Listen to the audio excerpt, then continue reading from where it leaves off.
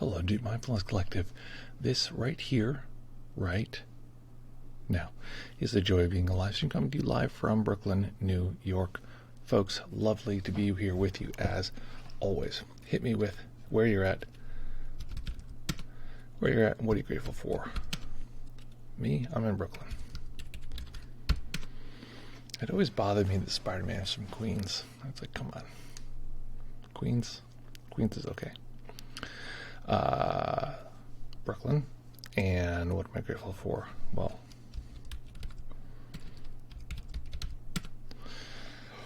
I'm grateful for Spider-Man. That's why our crime is so low in the city. And yeah, good times. Okay, folks, happy to be here with you.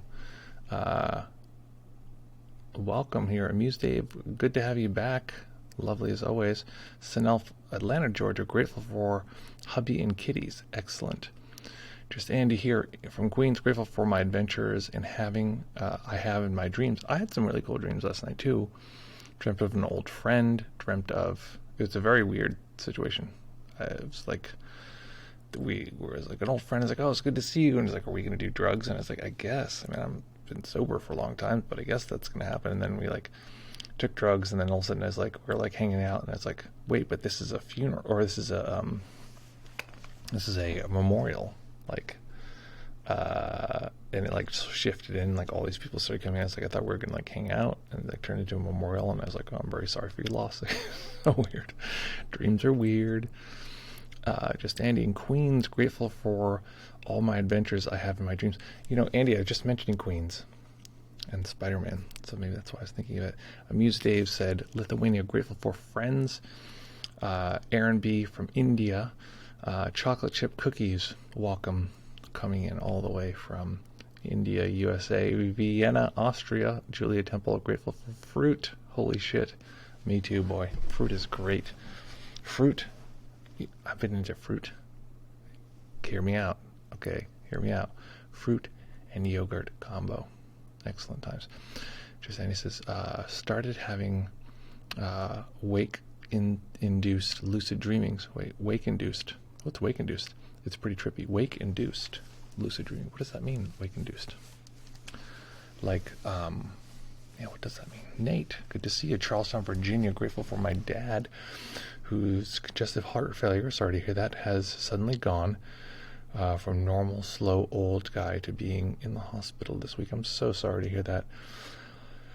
All of our warm wishes are going out to you.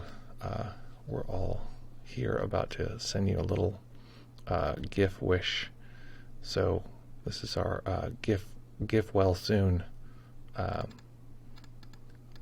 gift here. So thank you so much for letting us know. Difficulty shared is a difficulty halved, as they say. So this is my get well soon wish for you. Okay. Wake-induced lucid dreams are wild. What does that mean? I have a trippy dream, mostly not lucid. Yeah, thank you. So welcome, folks. We're going to be meditating here very soon. Really appreciate everyone being here today. It's special. We get to spend our time together. Thank you for that. Get well soon. We get to spend our time together, and that's significant. I take that very seriously. Cool, Gail. I'm here from South Carolina. Grateful for my family. Grateful for remote communication technology. Am I right? Folks, this is the extra surprise today. If anyone knows what this is, put that in the put it in the chat. Who knows who this is? What this is? This is our big surprise. This thing has packed within it a lot of punch. It came into play during my journey. I'll say that much. What is that object? If you need to see it again, this is the object. Okay, well, that's going to be the surprise I'm going to reveal after the meditation. It's not a bell. It's not a bell. And after the meditation. So today we're actually going to be doing a little bit of what's called, it's not Vipassana. It's not a roach holder, although it kind of looks like a roach holder. Amen. Senelf is correct. This is a mouth harp, sometimes called a Jew harp. I always feel weird. I'm like, is that okay? And my Jewish sister was like, that's not offensive. I was like, I don't know how, but okay, it isn't. So this is a mouth harp. So I'll play a little bit. I'll play for like 1 second now, and I'll play more later.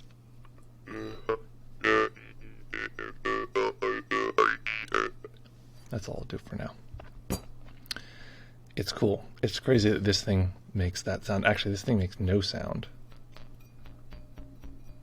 That's the sound it makes, but it's really quiet. But then when it's touching your teeth, and then, so touch your teeth. My mouth is very small, but as I open my mouth internally, it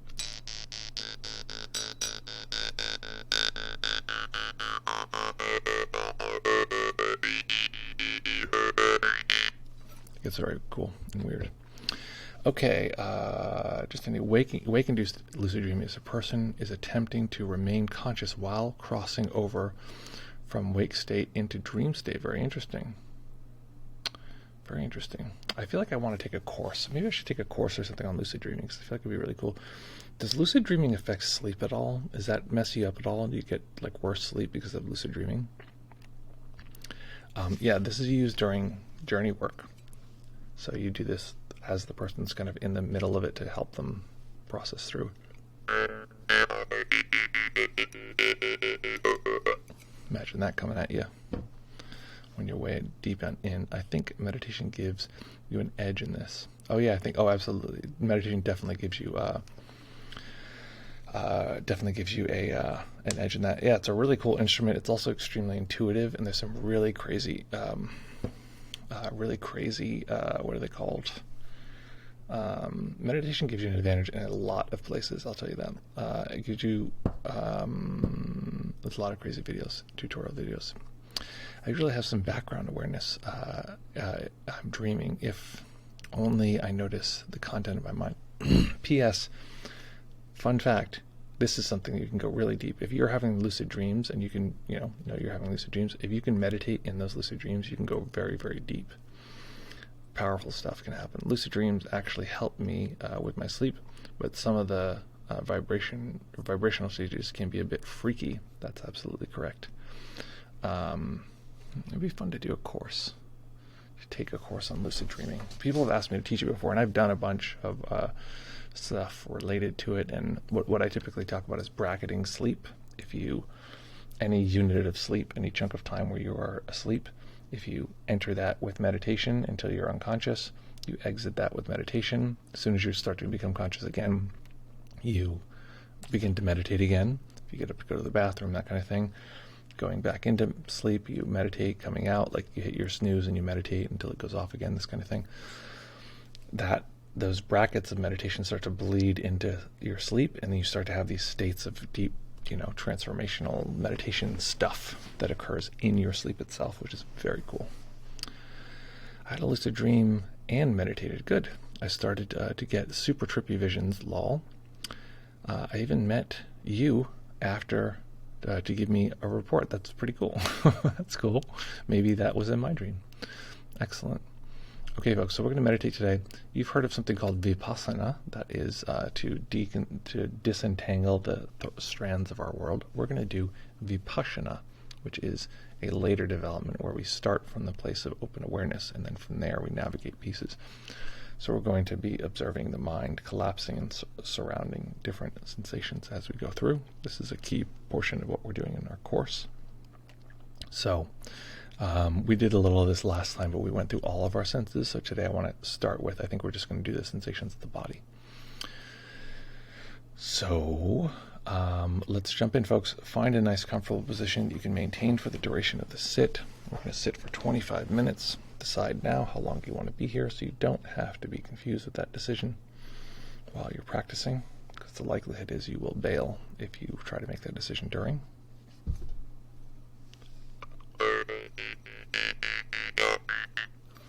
Okay, so let's jump in here. I have to take out this retainer because it's brand new, and when they're brand new, they're sharp.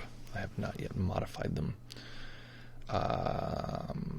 So, folks, we're going to practice here for 25 minutes. Find that nice, comfortable position that you can maintain for the duration of the sit. Oh yeah, you can make some cool music with that. That's the idea. Exactly. So, who should we go? Okay, let's today go with Just Andy. We'll wait till Just Andy is ready. Just Andy, when you're ready, let us know, and then we'll begin the meditation. And then after that, we're going to chit-chat a little bit and go from there. Ready. Excellent. Okay, here we go then.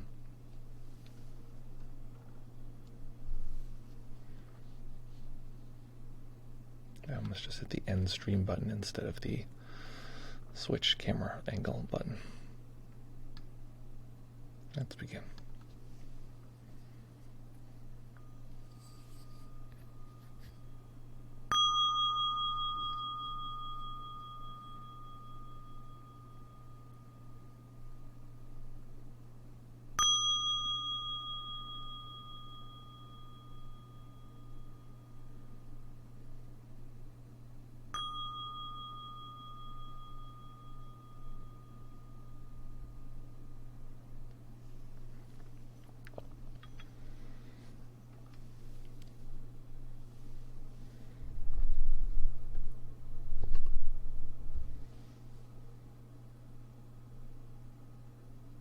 Beginning by taking a few comfortable deep breaths.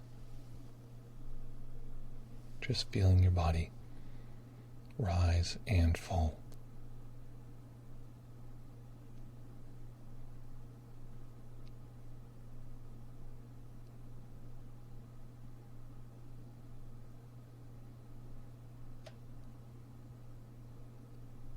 Each time we begin the practice, we begin with the momentum of all the previous moments.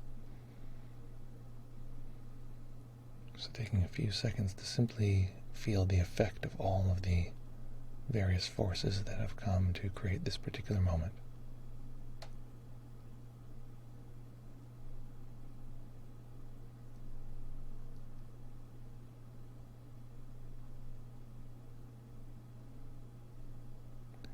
And as we sweep through the body, to be sure we're not holding any undue tension, I'd like you to notice if you're using the attentional part of the mind or awareness. We're going to gear towards awareness. So as you relax the brow, top of the head,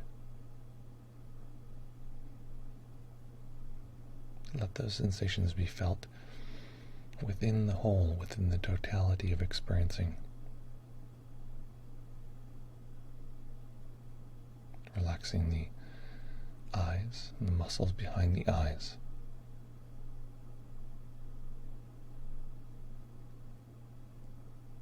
Relaxing the face and the back of the tongue, allowing the jaw to go slack.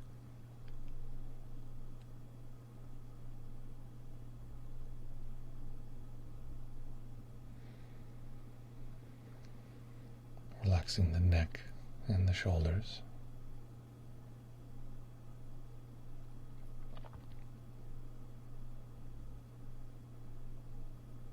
The upper arms, elbows, forearms, wrists, and relaxing the hands.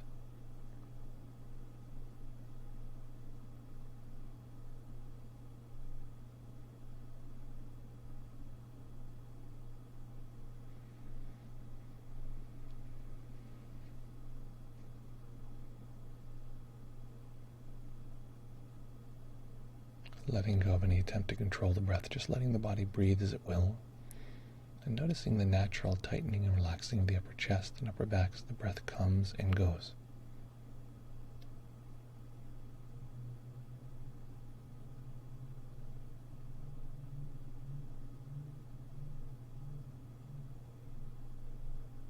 Noticing if the mind has zoomed into these sensations or if we're allowing these sensations to occur within the larger collective.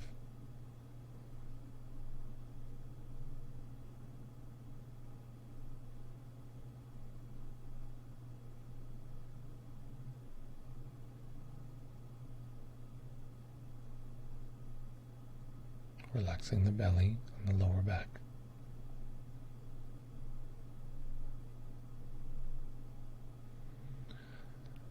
The hips and the upper legs. The knees and calves. And relaxing the feet.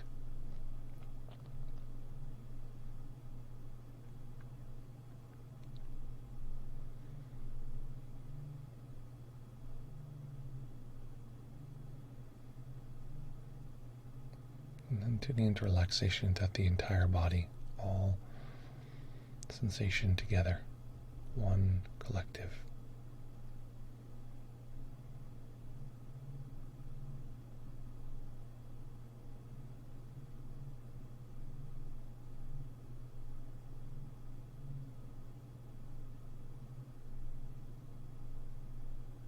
So we're going to be exploring the sensations of the body, the various systems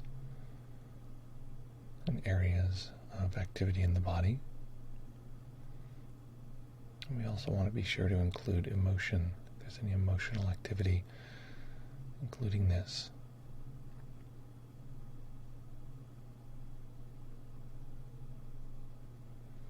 Anytime we detect these sensations in this moment, we can label those sensations feel.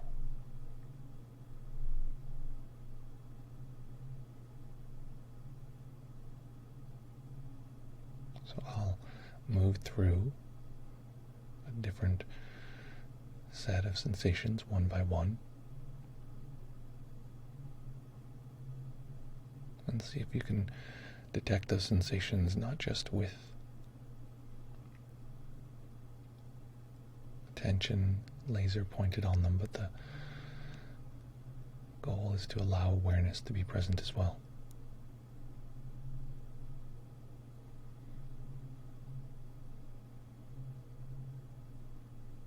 So let's begin by simply detecting the sensation of the breath.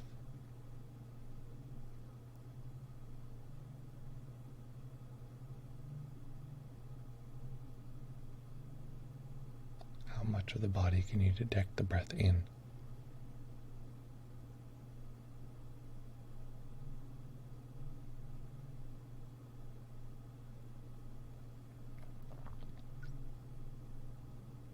There's the obvious rising and falling of the abdomen,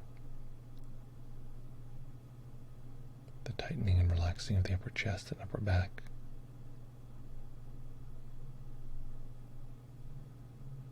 the slight lift throughout the entire body as the breath comes and goes, lifting, falling.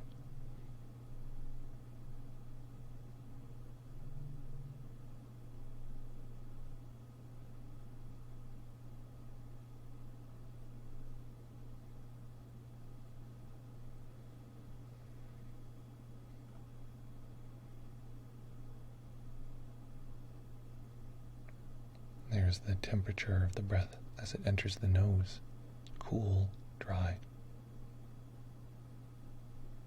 The sensation as it passes through the nasal passages, hitting the back of the throat. The subtle contraction of the neck as we breathe in.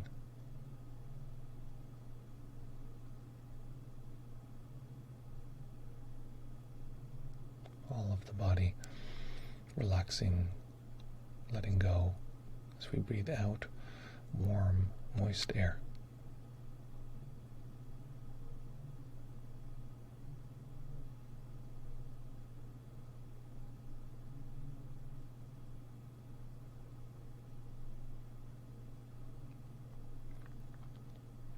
So at any point the mind might be zoomed in, which is fine.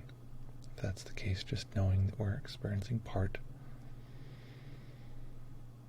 It might be open to awareness, which is helpful, but not necessary.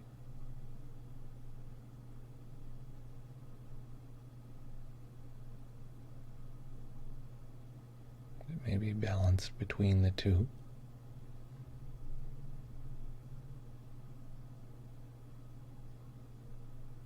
And this is wonderful, but if not available, just attending to the sensations of the breath, just as they are.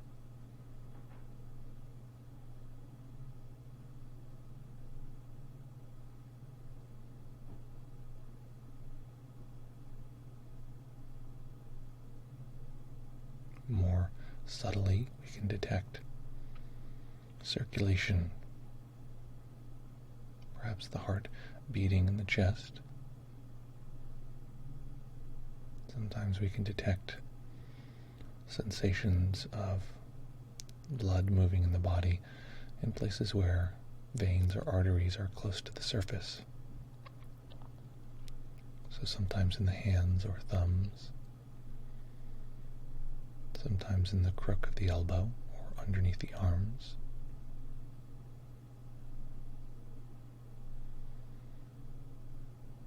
Sometimes behind the knee or the inner thigh.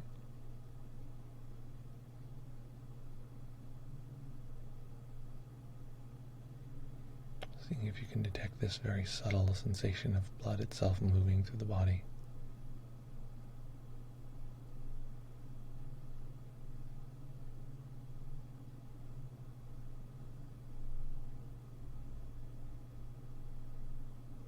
Of course, there's also digestion. So this is normally felt as a series of pressures throughout the body in the torso.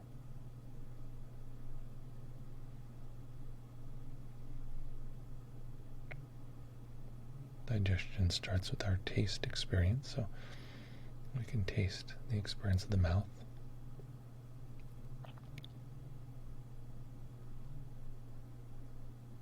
Perhaps feeling the sensations of the throat.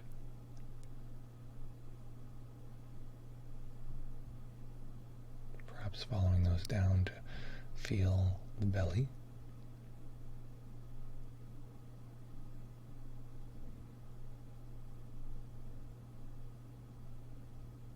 And going further down to detect our digestive system itself.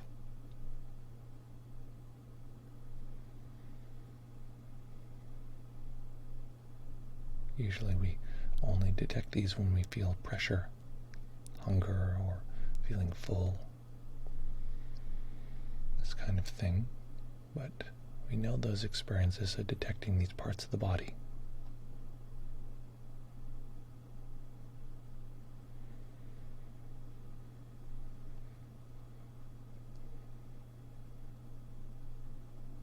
Of course, there's also temperature. It's usually easy to detect temperature in a place where the body is covered in fabric next to a place where the body is not.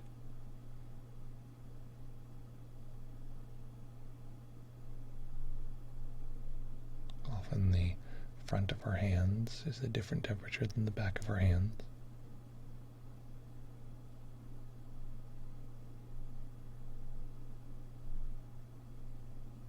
Often the core of the body is relatively warm, whereas the limbs and appendages are slightly cooler.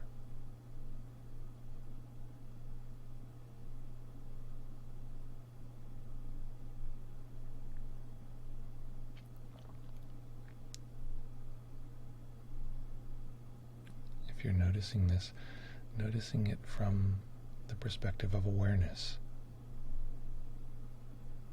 a set of sensations within a larger field.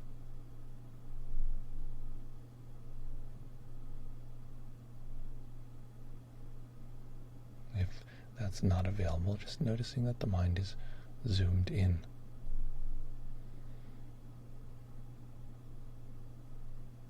We can also merge with these sensations, letting them fill our entire experience.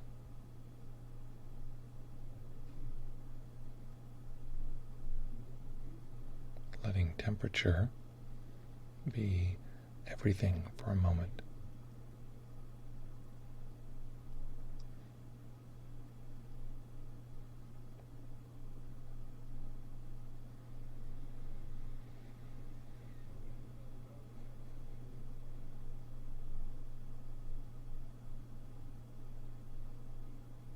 course, we also feel gravity.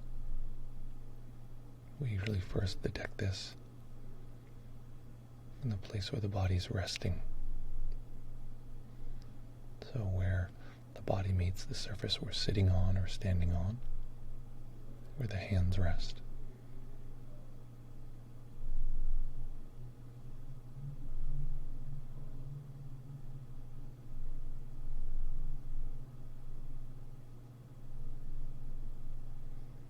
But if we look closely, we can detect this downward pulling force all throughout the body.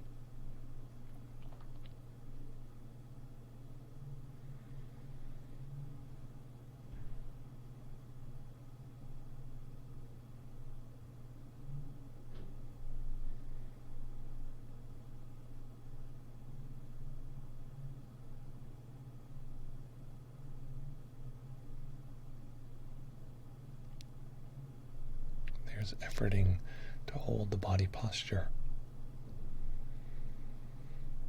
Subtle sensations in the spine.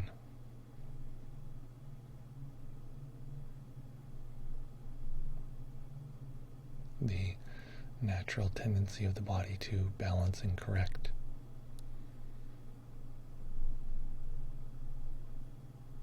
If we're sitting or standing, noticing that from the spine up, the body is frequently making micro adjustments.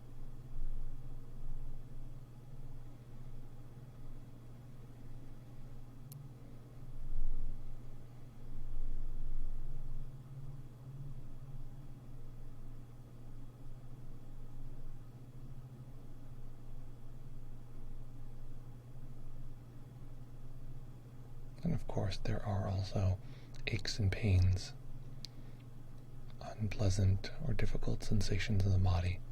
Often, if we simply bring our attention to these, we notice the body can hurt more than we noticed a moment ago.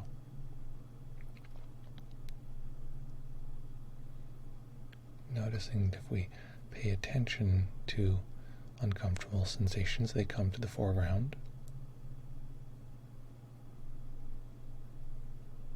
And if we allow those sensations to be felt among all the rest, they can often dissolve.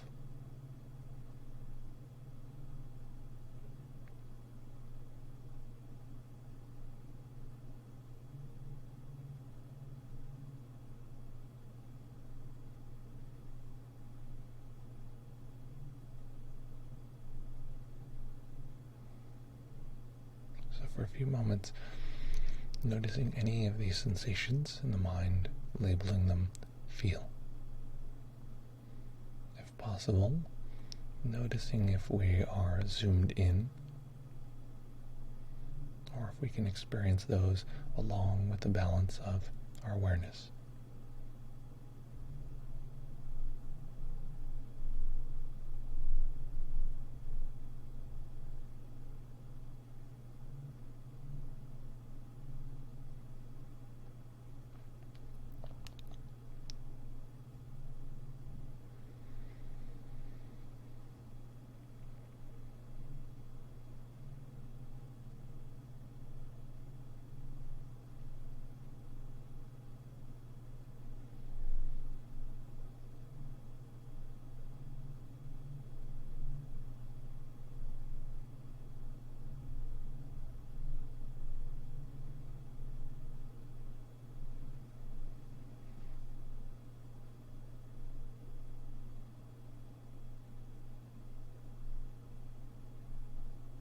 If the mind gets distracted, it's likely distracted with some piece of data. So just coming back to the area of data we'd like to focus on, in this case, the body.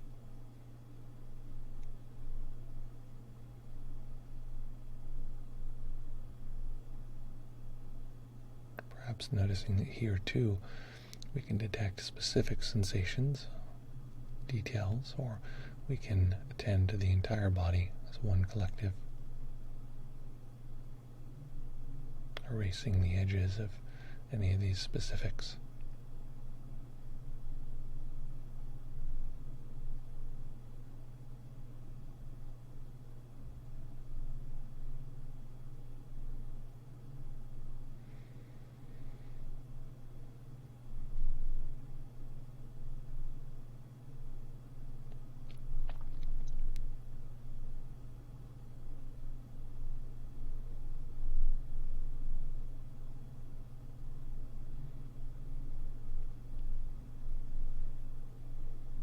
course, a significant body sensation is that of emotion. Some people can detect emotion easily. If that's the case, just beginning there, observing emotion as we move through this process.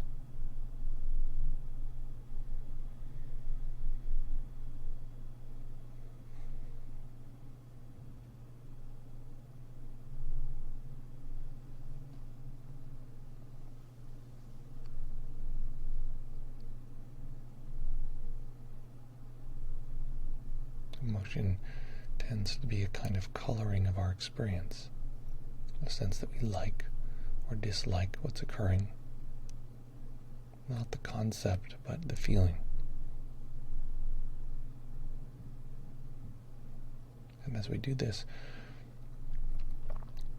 be sure you're feeling the body from the perspective of the body rather than a mind looking down,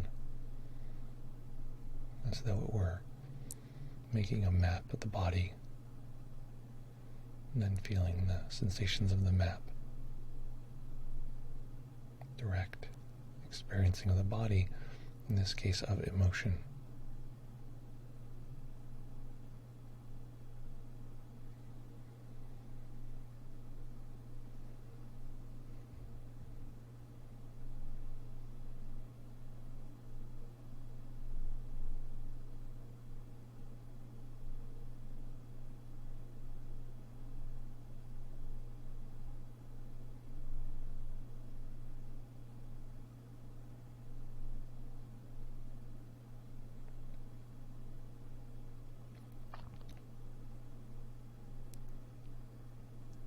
Really noticing emotion in the body clearly.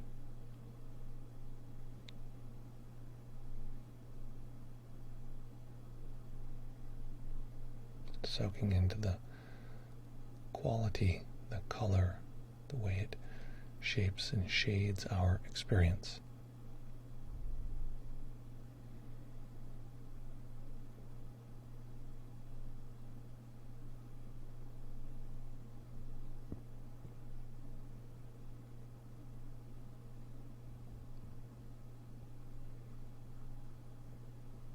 And it's fully possible that at this moment you can't detect emotion in the body.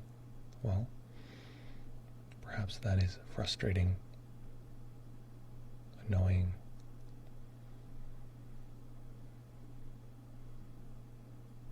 confusing even. All of these can be experienced as emotions in the body. So if you know that you're frustrated or annoyed or feel that this is going wonderfully, those can produce thoughts, but the raw, direct experience initially is emotion in the body. So see where that's occurring in the body.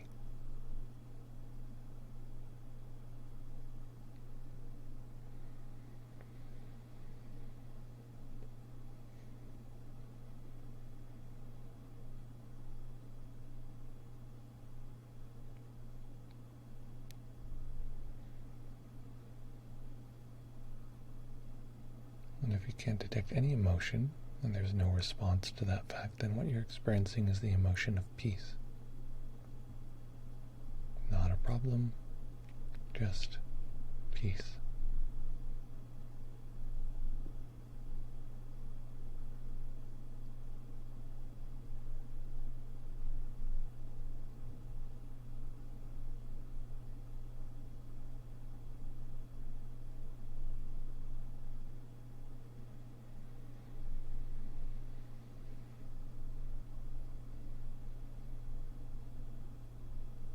And staying with the practice, staying in stillness, allowing a tiny bit of light to enter the eyes, eventually allowing the eyes to rest on a single point that is not screen, not text.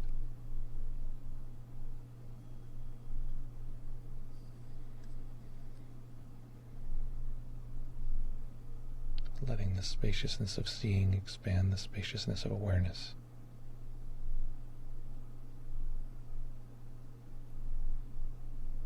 Letting the space of seeing mix with the space of the body.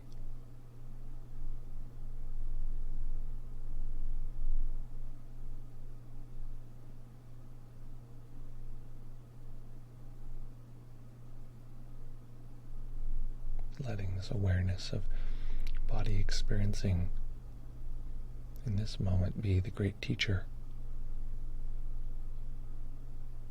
that shows us how we might bring this practice into every aspect of our life.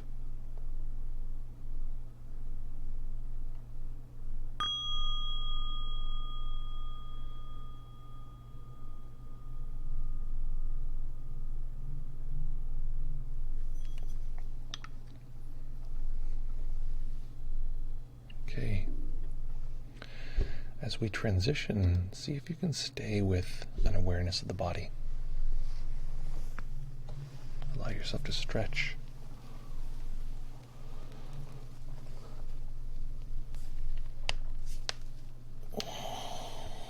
Lots of body cracking today.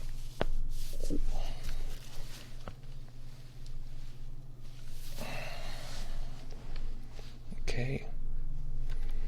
What was that like?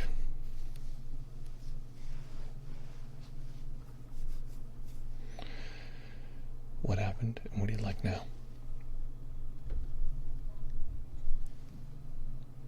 We can do reports. Also, P.S.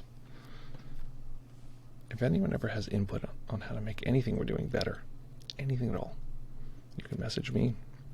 You can do it in the chat too, but sometimes people don't want to do that. Feel free to message me. I was going to say we can do reports, which we can.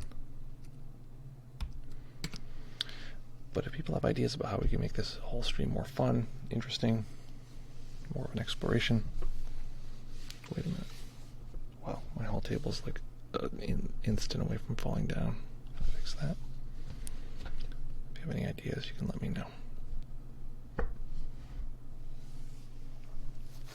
I have this very weird thing. Oh, that's the Discord. If you want to jump into chat, use by voice. I think I have to go today at noon. Okay. By voice. Oh yeah, I had this weird thing with my keyboard. It was super crazy where if you type letters, it would just suddenly type like 100 of the same letter, and then it would just like not type, and then it would do like 100 of the same letter. I was like, this is some kind of virus. This is like whatever. My keyboard wasn't plugged in properly. So there's that.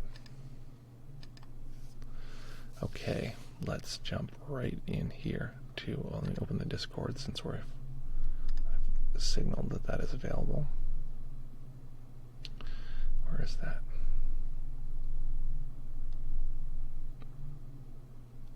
Where? Oh, there she is.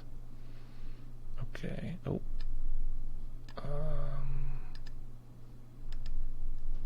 Great. Okay, we're in Discord if you want to chat. If not, don't sweat it. Interesting. Okay. Beep up, beep up, up, up, up. Okay. Well, let's go here. Let's jump into our discussion. That is not what I wanted. I want that here. Okay, hit me with your reports. Someone just said, oh, we got some reports here.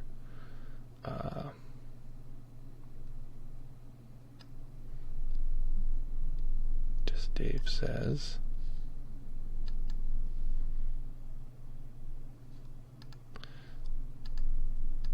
I wanted to share one meditation I discovered years ago, and I think you might like it. Great. Hit me with, if you want to jump in the Discord, we can. Why is this acting so funky? There we go. Here we go. Okay, Julia Temple says the following. Started out quite calm already. Practiced with eyes open because sleepy. Circled between being lost in thought and being with the practice. Great. Had some kriyas of my arm and leg jerking, still typical for me. Now I'm slightly calmer, but no big difference to before. Yeah. Pleasant sit overall. Great. I've been talking to another person who's been having Kriyas, and I've been suggesting actually that as long as they're being mindful, they can feel free if they want to move the body. If it feels like there's energy that needs to be moved, they can go ahead and do that. Kriyas are involuntary movements in the body caused by meditation. You'll be sitting there and suddenly your body will be kind of jerking around. So if you feel like you need to like shake it out or whatever that is, you can feel free as long as you're doing so mindfully. All right, folks, hit me. What do you got? What do you got? Comments, questions, queries, challenges, or life concerns. Just Andy says the following. As I was following along the meditation, I just noticed a lot of chilling sensation from the tip of my nose to spreading throughout my body. All right. Just feeling the sensation spread and the different patterns it travels, like sometimes to the face, sometimes to the back, sometimes traveling down the body to the legs. Past month while meditation, I would get this gentle pressure, tension on my forehead. Today I noticed no pressure around that area, but still sweating on top of the head only. Chat paused due to scroll. Nice. Well, thank you for that. There's a lot of clarity in that report. Great work. Oh, I see. I'm selecting this other wrong thing. Okay, great. Aaron says the following. I really like sitting in open awareness. On most sits, I start with narrowing my attention to achieve a level of concentration and then expand out to open awareness. Mm-hmm. I like this practice of just starting in open awareness without narrowing first. Well, you'll notice that we're doing both. I think that's a big key that I want to point out here. We're doing both. This is what I talk about, balance of the attention and awareness. There's the laser point of the mind. There's the lantern tendency of the mind to notice lots of stuff. If we can have those two going at the same time in balance, in harmony, then we really kick into the horsepower of the mind. So this is a sort of today we did basically like a non-dual, it's like a non-dual object-oriented practice, which is like contradictory, but that's how it is. You are in open awareness, you're staying there, and you're noticing detail within that field. That is what's called vipassana. Julia Temple says, Shinzen talks about building foreground and background equanimity by turning toward or away from sensations, respectively. What are the pros and cons of these practices? So, of each one, foreground and background equanimity. So, in a sense, it's weird. I haven't thought from that lens in a long time, so it's hard to figure out, okay, foreground. Will you clarify what you mean by these practices? Do you mean the whole thing, foreground, background, equanimity, or individually? Like, what are the pros and cons of foreground? What are the pros and cons of background? It's a little bit more complex if it's the second one. It's sort of more of a general question if it's the first one. Let's see if anyone's here. Oh, we got a Discord. We got Dave here. All right, I'm going to invite you to speak. Here we go. Dave, welcome. How are you? Hello. Hello, thank sir. you for having me. Yeah, thanks I for being wanted to here. share the meditation I discovered. Great, hit me. Okay, so first it starts with relaxing the body from head to toe, like in your meditation we do it. And then we pick a situation, a memory, or a person. It can be anything, like it can be pet, plant that we feel compassion and love towards. And then for that emotion we pick a color. In my case it's like white or pink, and then I imagine that color in my heart area. And so wait, let me see if I there. follow. Hold on. You relax the body, and then how did you get to picking the color? What precedes the color?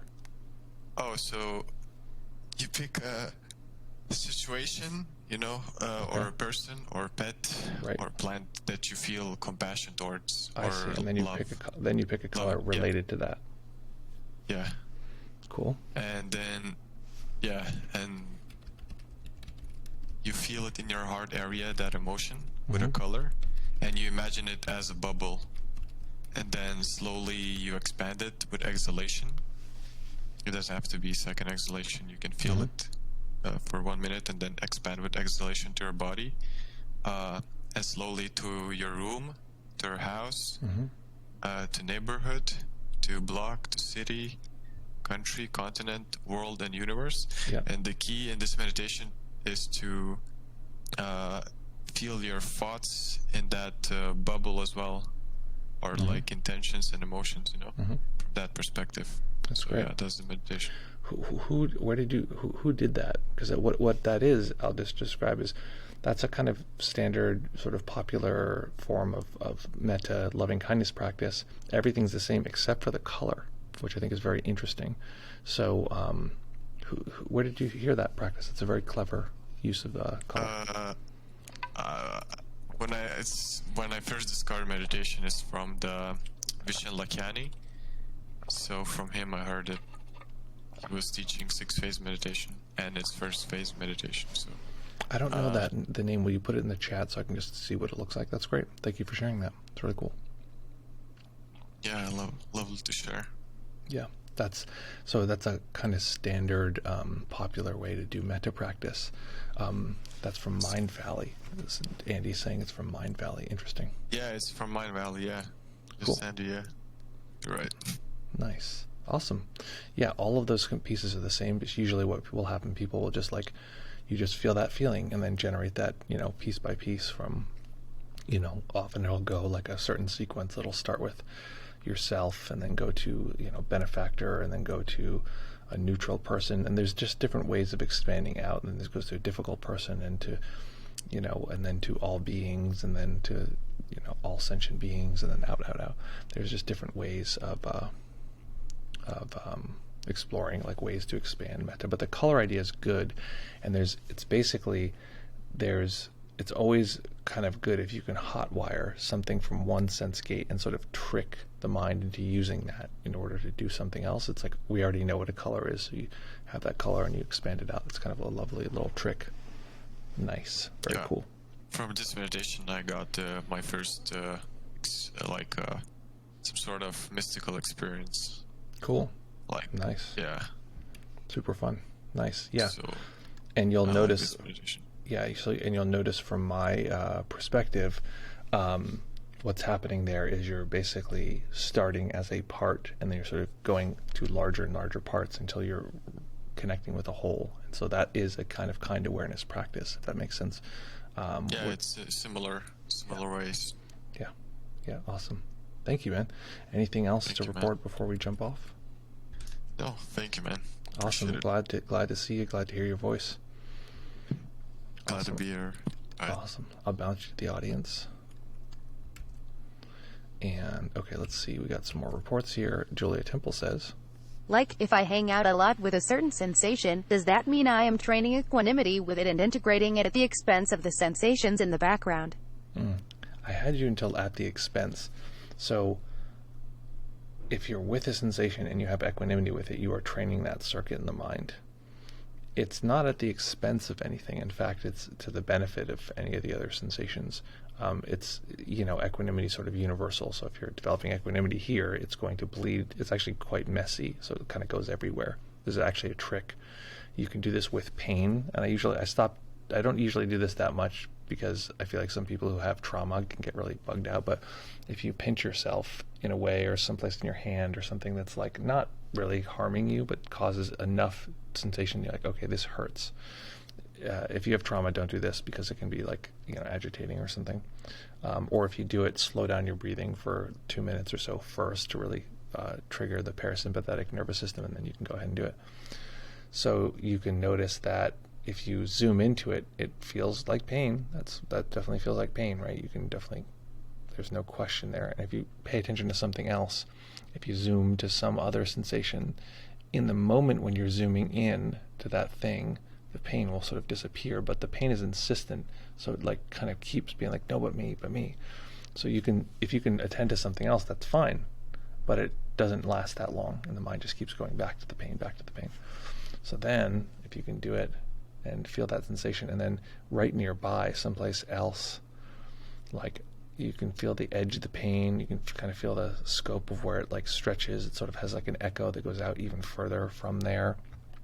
If you can find someplace neutral nearby, for me, it's the wrist.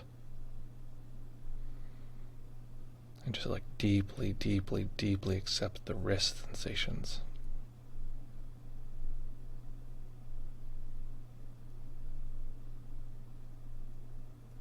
notice that what that tends to do is the equanimity bleeds back to the painful situation, and it breaks it down in that way. It's kind of a very fascinating little trick there. If that's of interest. Oh, what's the difference? I clicked the wrong link. Oh, okay. Wait, was that link different than the one that I do? Okay, there's that link. Let me see if mine is different. What link is that? Oh, it's a different link. What is this one? Okay, Justin, tell me what the difference is between those two links if you know. If not, because I could just replace it with the one that you gave, and then that'll fix the problem probably. Okay. Oh, it's invalid. Okay, well, okay, listen, I love you guys. If you realize that a link is broken, and I don't know that, there's a break in the communication here, I need to know. I need to know immediately, because then I can just change that right away. Okay, I can change that link right away. Okay, cool. What is the, I'm looking for, what is the chat, is it chatbot? What am I using here?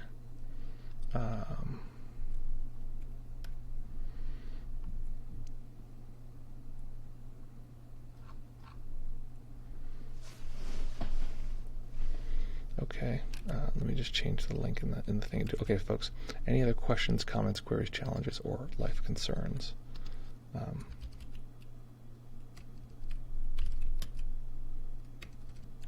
What the hell is the chatbot that I use?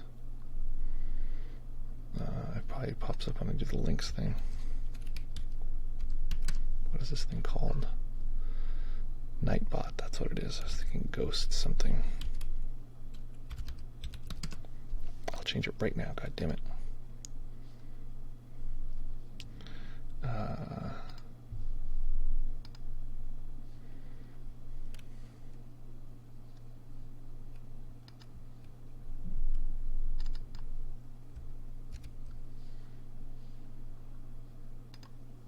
Okay, try it again. Try the links button, the D, and see if that link now works. Okay, just Andy. And I think that means you probably jumped over to Discord, so let me see if you're there. You are not. Do you count breath work like Wim Hof, SOMA breath, holotropic breath work as a form of mindfulness meditation? If you're mindful, it's mindfulness. If you're using mindfulness, then that's the case. I'm sure you could do each one of those in a way that's totally not mindful. Once you get used to the form, you're just like, okay, I'm just doing it, I don't care. If you're attending to those sensations from a mindful perspective, from Shinzen's perspective, if you're developing concentration, sensory clarity, equanimity, I would call the first one balance of mind, sensory clarity, equanimity, and they really sort of meld together, especially once you get the balance of mind. It really links with equanimity very strongly. I'm starting to think, and I might be wrong, and I'd be curious what you think, Julia, because you know Shinzen stuff pretty well. A lot of people here know Shinzen stuff. Is that equanimity is just awareness. Awareness and equanimity are one thing, and equanimity is like one of the attributes we ascribe to awareness, and that it is just neutral in knowing our experience in that way. So, okay, folks, I promised that I would play this thing, and as embarrassing as it is to play an instrument, you should use this link. Does this link, okay, the other link expires 7 days. I don't want a link that expires in 7 days. That's just dumb. Okay. Thank you. I'm replacing it now. You guys are great. Thanks for that.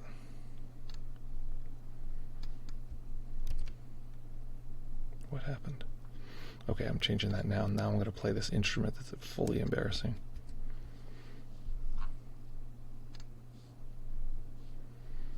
Excellent. Okay. This one never expires. Great.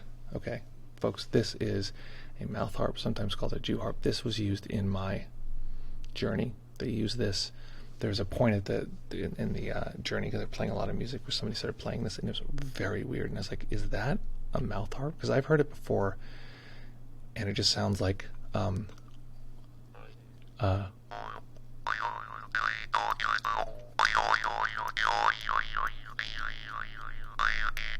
Kind of sounds like doing, doing, doing. Oh, that's all it sounds like. So they played it very differently. So it's pretty cool. So this is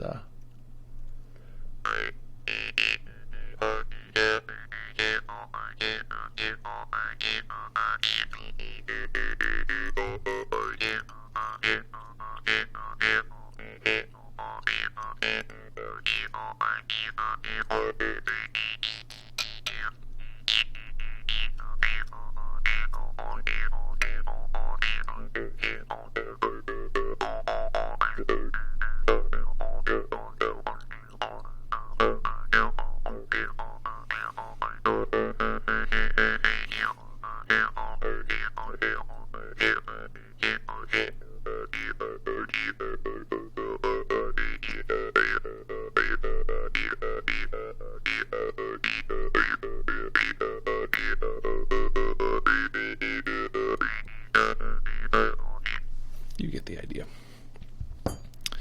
Very fun. Goes on forever. 1986. Haha. I went away for a second and came back to something very interesting. Well, I'm glad that was very interesting for you. There's something. There's some nice instruments out there, and this is one of them. Well, thanks so much. I'm glad you guys like it. I want to know other instruments that are fully like glottally. That's what actually does it, is the shape of the mouth.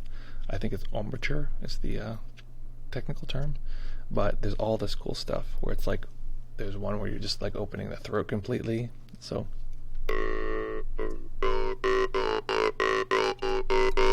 if that sounds like throat singing, that's because that's exactly the same motion.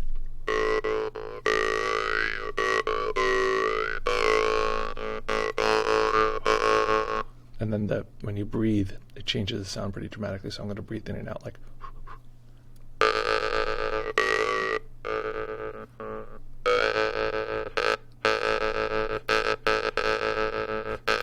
It's cool. Cool little thing. And the cool thing is it makes no sound on it. I mean, it's just like, this is how much sound it makes.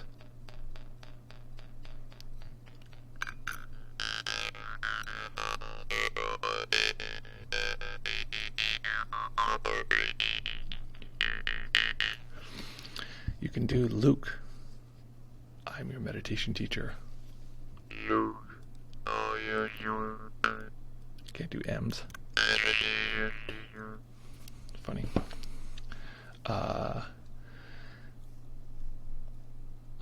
Yeah, it's your mouth and teeth are definitely part of the instrument. It's funny because I heard that if you use this too much, it'll crook your teeth because it's a lot of vibration. It's like you have to push it against your teeth, pretty not hard, but it's vibrating. But it's funny because I got the aligners, and so now it's like no problem because it's literally holding them in place. And I think maybe even vibrating the teeth and making them vibrate a little makes them more likely to find their new home. So folks, I gotta jump off. I gotta handle this puppy before an appointment coming up soon. Lovely to be here with you as always. Let me know what you thought about today's meditation. This is sort of a new way that I want to be teaching this stuff. In the past, I just sort of was like, look at these sensations. Now I'm looking at these sensations from the perspective of open awareness. That is my shift that I'm emphasizing at this moment. Oh, P.S. Let's share this real quick. Monitor 2. Let's make that bigger. I want to give you a little sneak peek here. Oh, there we go. Let's make that bigger.